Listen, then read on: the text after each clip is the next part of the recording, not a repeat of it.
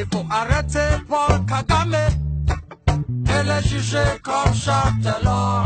Il faut arrêter Hippolyte Kanambe et le juger comme Châtelor. Il faut arrêter Mussolini Museveni. Boya Kotala, nous vous disons bonjour, Mbote, Tika Nyonso, Bozwami, Pebo, Fandi, Bozali, Langabiso, Koyo.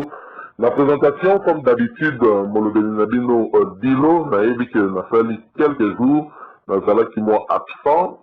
Soana, Bokolim,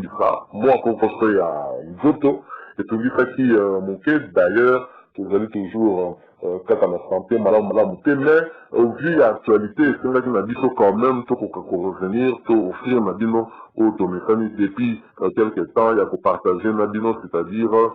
information, analyse sur un sujet où ils allaient préoccuper, Bisso, en général, Bisso, Congolais. Et donc, le lot, Nenge, au premier kaki, na ba vidéo na biso mususu salaki maleleki à propos il y a affaire où il y a scandale sexuel où il frappaki exécutif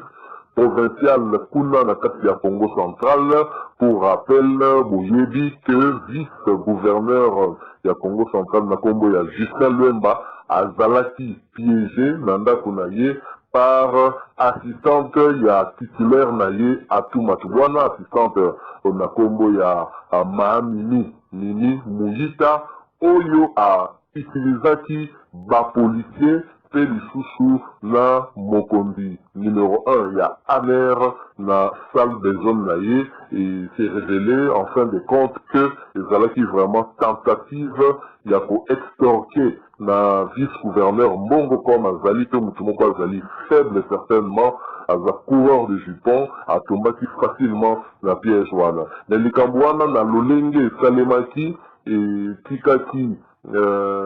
bakondi indifférente, tikaki population indifférente, et surtout na Congo central et même awa na Kinshasa, ba réaction ezalaki vraiment ébélé pour la fustiger comportement, il y a vice-gouverneur, puis il y a assistante, il y a gouverneur par rapport à Makambo et Leki. Et évolution ezalaki na kati ya dossier en route, yaki komona sima ya publication ya vidéo wana où ye moko vice-gouverneur o nzoto na ye mobiba emonanaki na miso ya batu, nzoto na ye bomobali nyonso te emonanaki na kati ya vidéo wana, mais ye moko na nsima ya kokutana na titulaire na ye aminizaki yango, alobaki ke ezalaki moloko moko mokie kaka amplifié par baréseaux sociaux. Soni munene likambo ya soni pe attitude ya lolenge wana au lieu et apaiser bato epesaki nde lisusu bato kanda bato ebele en tout cas bamonaki yango mabe comportement ya lolenge wana eloko esalami bongo ezali kote ya bato nini soki bino numéro 1 ya province oyo bosengeli kokumba destine ya bapopulation ya Congo central, toyebi ke Congo central ezali mpe monene bandi awa na frontière na Kinshasa kilo na mai kuna na océan, et donc axe ya lolenge wana esengeli kotikala bongo te, esengeli ke mesure koka kozala mpo ese répété te tokanisaki que bakondi wana bakokaki kodémissionner surtout le concerné ye moko atako, et c'est révélé que bapiezaki ye, mais ye vice-gouverneur wana sur le plan moral abebisi makasi po ete azali marié, aza marié pe mwasi azali kokende visiblement azalaki pe femme seule te, donc eloko ya bongo éducation nini ye akoki kopesa na bato, en tout cas aza différent te na bakuluna na bashege bazali bango nyonso ndenge moko bato bazali kobuka mibeko ya mboka, alors que bango nde bazali kosanse nde kotosa yango bato ya liboso pe kofaire respecter yango po ozali lokola représentant chef de l'état kuna na Congo central baza nde komona yo. Donc ezalaki mawa, malheureusement lokola culture ya démission ezalaka epai ya biso bakongolais te, badémissionnaki te, bakontinue akii akutani na titulaire na ye kolo baza kobenga ye kolo pleureur Jacques, donc ye kolela nde kolela maya misu nde maya misu akendaki akutani na titulaire na ye basali sinema na bango, na nsima ya sinema wana eloko wana etikaki mpe bakondi hiérarchie na bango lolenge wana te toyaki komona réaction il y a VPM ad intérim Basile Olongo, Oyo a décidé qui dans un premier temps qu'on suspendre bango de leur fonction de gouverneur et de vice-gouverneur, puis à la place à remplacer qui l'actuel ministre il y a intérieur provincial comme la Congo central pour être pour diriger Congo central en attendant bango bakoka ko zalana maboko ya justice pour bakoka ko entendre bango donc rappeler ki bango na kinta ça pour que justice ko ko ça mosala nango qui na koyeba ko établir ba responsabilité pour metaki na bino ka 4 fois épisode moko ekoya na feuilleton oyo to kozonga vers bino pour te partager les sources du solo par rapport à ce temps où nous pour te le voir qui to kolandela yango qui ne souffre pas parce que Félix Tshisekedi, le chef de l'État actuel, à la Kakibiso état de droit, à la Kakibiso fin, il y a impunité et to bandi que na dossier oyo ezali message oyo ezali pe kotimba mana batu belé ezali message moko fort signal fort menga ba lobaka oyo président Félix Tshisekedi ezali ko sala ona batu bazali ko se comporter malamu te esengeli ko moraliser vie politique na biso oyo ezali début moko ya malamu esengeli ezala ka moko pe ya école mpona kopesa exemple esengeli soki la responsabilité ezali établie bakoka kozwa mbano oyo esengeli na bango ekozala proportionnel na badega oyo bango bakoze alors lelo tozongi mpona nini tozongi parce que évolution ezali lisusu na mwa dossier oyo na évolution ezali na dossier ezali lisusu sur quoi yango nde tozotika bino bolanda mwa extrait oyo moke ezalaki ya bulletin d'info ya journée ya lelo bolanda yango juste quelques secondes bongo na nsima toza kozonga pour que to clôturer pe lisolo na biso ya lelo eza lisolo moko mwa moke kaka tozali no temps mingi te de sorte que to clôturer yango mais avant comme toujours un petit clic sur le bouton s'abonner et aussi sur la cloche qui apparaît à droite et ça biso bien voilà bon vous allez notifier dans la prochaine vidéo de Kotia les sous moi commentaire soki lisolo ya lelo vous trouvez en gros intéressant topé soki aka reproche et ezali toujours bienvenue au Nabiso. Boya Kotala, à tout de suite. Le gouverneur de la province du Congo central, Atou Matouana, et son vice-gouverneur, Justin Luemba, sont transférés à la prison centrale de Makala depuis hier mardi 10 septembre dans la soirée, suspendus de leurs fonctions par le ministre intérimaire de l'Intérieur, Basile Olongo, pour avoir posé des scandales sexuels. Actuellement, ils sont au pavillon 8 de ces centres pénitentiaires de Kinshasa après leur interrogatoire de quelques heures. Voilà, donc aussi Kolanda Wana extrait, il y a bulletin d'info au Wana, na Canal Kin télévision, et pas Iwapi, information au Yézaï Capital, va informer la biso que le gouverneur Atou Matouana, vice naïe, l'homme par qui le scandale arriva, Justin Luemba, Bazali aux arrêts la prison centrale Yamakala. C'est-à-dire que prison Bazali qu'on a réflexionné, probablement, président Félix Tshisekedi a Zali qu'on réflexionné pour la Batu, le gars là-bas, aussi qu'on Tawana, va préciser, on dit quand même que Bazali n'a qu'à il y a pavillon 8. Donc, Bazali arrêté,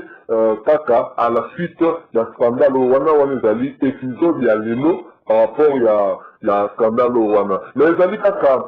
Bangote, avant que Yebaki déjà qui est policière, Oyo, à Kangaki, vice-gouverneur, Cléboa, alors qu'Azalaki m'a tenu là-dedans, ou Azalaki pour Boya, Allah de Lamba, Alingaki, Azala très humilié, ma photo, ma vidéo, n'a eu suffisamment pour que Bako humilié, malheureusement, et Balukeli Bango, policière, on a fait la collègue, d'ailleurs, Moussouko Azalaki, puis on a tout le monde qui la vidéo, Moussouko fait pas Ewa, puis Mahami, Azo Solo la Makamu, il y a Mbongo, Oyoye, Akozopo, et Akokako, Binisa, ma vidéo, on a fait pour Samboussa, vice-gouverneur, c'est que mon avis fait policier, mon coin, on a 4 salon bien armé à Télénuana, et donc, informer la vie côté du Soussou, na Moko Kaka, il y a, journaliste, et Mboko, il y a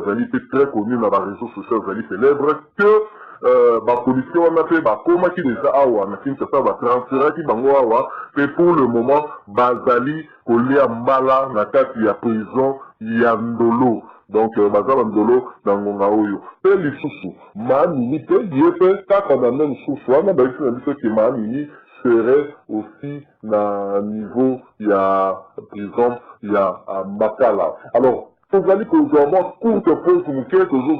pour clôturer analyse na biso Sikoyo. Vous cliquez sur le bouton s'abonner, une cloche apparaît à droite, cliquez également dessus. Il faut arrêter Louis Michel et le juger comme Châtelard. Il faudrait arrêter Tony Blair et le juger comme Châtelard. Il faut arrêter Kunda Batouare et le juger comme Châtelard. Il faut arrêter John Forrest et le juger comme Châtelard. Il faut arrêter George Bush.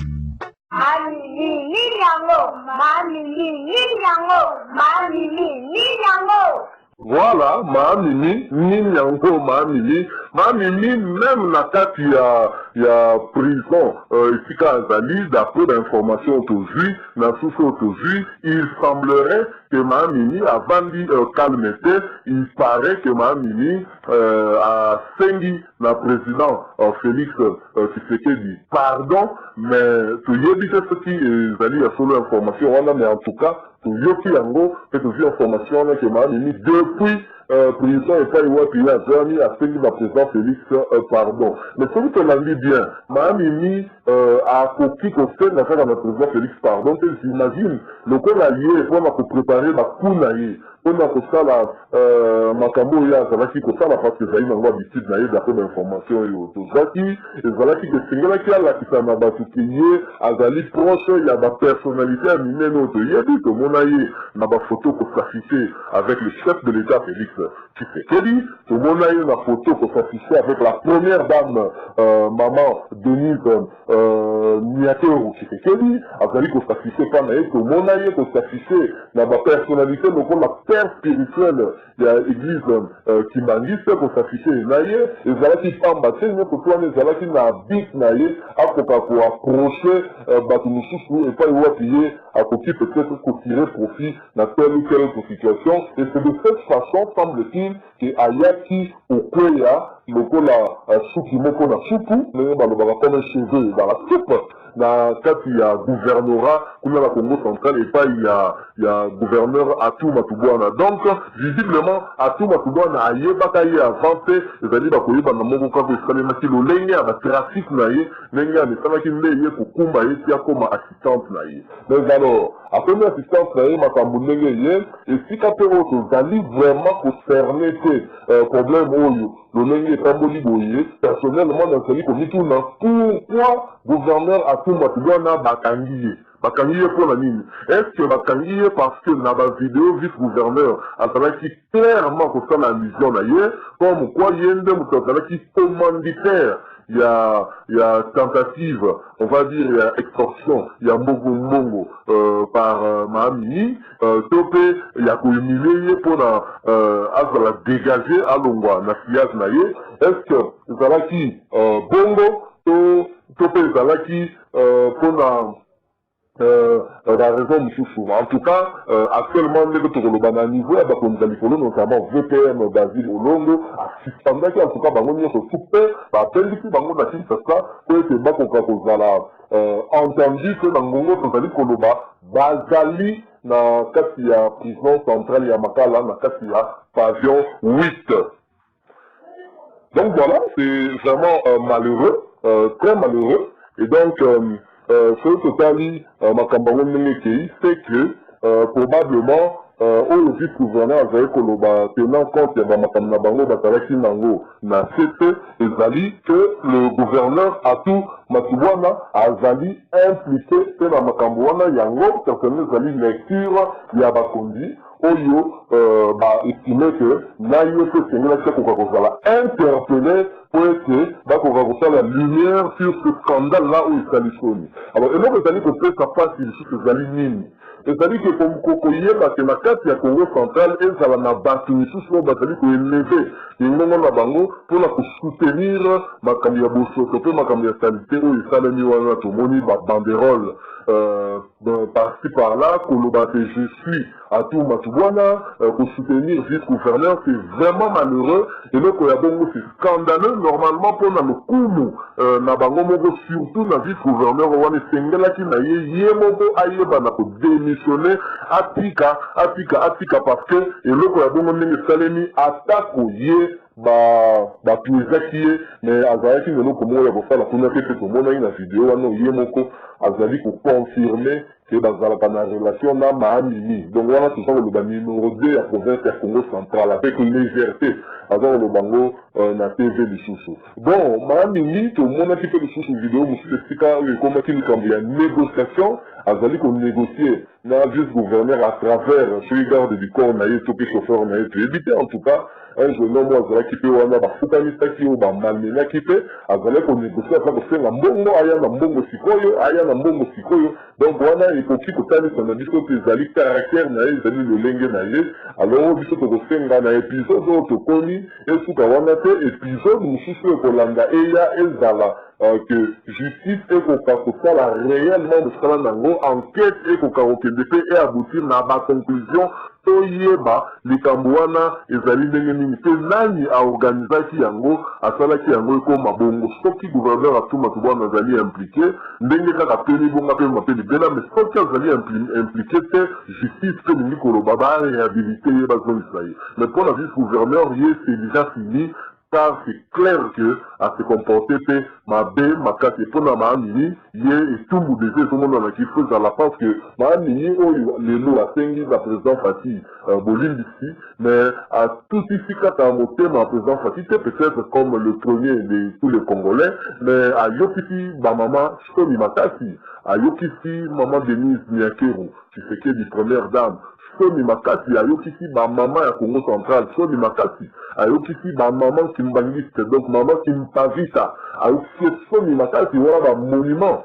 ya Congo central pe ya République démocratique du Congo mobimba toloba ya Afrique ayokisi bango Somi bref ayokisi ba Congolais pe ba Congolaises nyonso tout sans exception Somi Makasi sengeli na ye akoka kozala puni pe akoka peut-être pour reprendre les sous-bêtises il y a le lenge wana te ndenge tolobaki kaka tozali kolandela dossier wana mais na dossier yango tomoni ke ba-acteurs majeurs pe principaux ya dossier oyo ezali Maamini Mouyita vice-gouverneur Justin Lwemba oyo ezali le gouverneur Atou Matubwana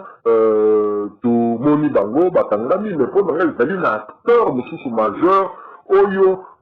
toyoki te ke ye akangami toyokaki c'est vrai ke azalaki interpellé awa na Kinshasa po akoka mpe korépondre mais esengelaki mpe na moto lokola ye akoka kozala suspendu mpe ye mpe bakoka vraiment koyoka ye au besoin azala mpe nanu na disposition ya justice donc aux arrêts lokola bamisu basali ezali oyo azali redoc ya amer to mpe numéro 1 ya amer kuna po ete présence na ye na esika wana etalisaki ke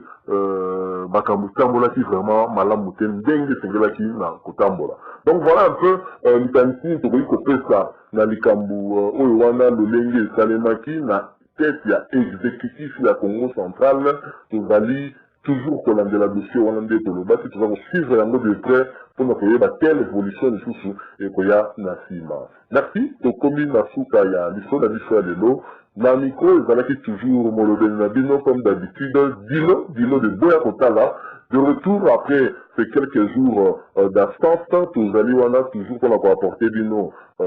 bainformation baanalyse kopartage na bino sujet moko eza kotouche biso na badomaine pratiquement nyonso tout toza na domaine politique domaine ya sport pourquoi pas ya culture pe bafaits sociaux ce qui est arrivé esengi ke tokoka kodiscuter kopartager nous allons bien évidemment le faire tokutani na bino très prochainement mais tout en vous demandant s'il vous plaît un clic sur le bouton s'abonner et un clic sur la cloche qui apparaît à votre droite et aussi moi j'aime et au ça la bien nango balingaka ete Boya Kotala Dilo vous dit au revoir.